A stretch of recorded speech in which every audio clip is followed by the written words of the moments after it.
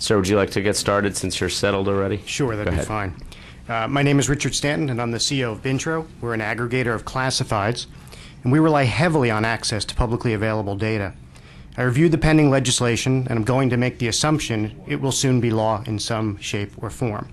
As we sit here today, 7 nations, 8 states, and 8 U.S. cities have already adopted open data legislation. There are currently over 270,000 federal data sets available from just a start of 4 1 year ago. There are over 250 applications using these data sets, and this is just the beginning. Some examples include an application that shows the amount of aid given to each country by the U.S., including detailed facts and news related to that country and the aid given to it, an app to see the adoption of broadband in the United States, and things as innocuous as publicly available listings of who is visiting the White House and whom they're visiting. These apps I just mentioned were all built at RPI in Troy, New York. Just an example of what's popping up with these availably public data sets. The web has gone through an incredible evolutionary process over the past 15 years, and right now we seem to be in the open data stage. There's an immense appetite to take data, especially in semantic form, and turn it into valuable applications that range from consumer-driven applications and also those that benefit the greater good of our society. To me, data is beautiful.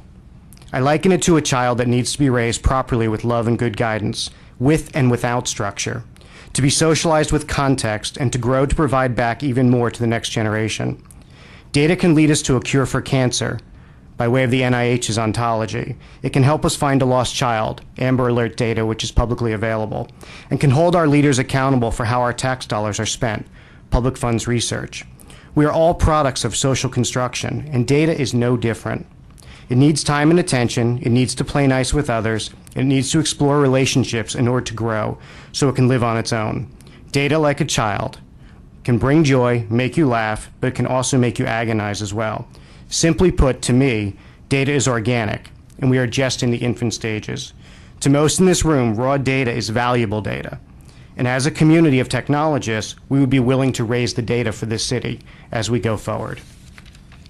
On a more practical level, the transparency of democratized data is an incredible leap forward for local governments and will bring New York City into the center of what will be a rapid growth movement over the course of this decade. An example of this would be making available all government job openings and outplacement services for laid-off government workers. We can also make available public space that the city no longer is using because of the downsizing of the government. This could be used by startups and entrepreneurs just if they knew about the availability. From transportation to public safety, New York City will see an awakening from its release of data. As I mentioned, we should not underestimate the societal importance of raising a child well, and the same can be said for data. Thank you very much. Thank you. You have obviously worked in some of the other data sets around the country. Yes. Which ones, or just generally, what are some of the aspects that work that you would like to see replicated here in New York, just generally? Well, I think someone previously to me said that, replicating the format of RDF, which is coming out of data.gov, would be a wonderful thing to do. I think, though, in terms of time and interest, just having raw data will allow entrepreneurs to figure out what to do with it. I could sit here and come up with probably 1,000 different applications for the data in my own mind. You do that across tens of thousands of developers and people, and they're going to come up with things that are going to be wonderful. The bottom line, though, is that there are a lot of public safety issues that would benefit from having multiple interactions of users, understanding the data that's out there, understanding the relationships of that data. Just to give you an example of that, someone pointed earlier to an ontology in New York. We like to say in our company, someone pointed earlier to an ontology in New York. We like to say in our company, it's very important for us to know the difference between Madonna, the musician, and Madonna, the religious figure, or the Bronx Bombers being the same thing as the New York Yankees.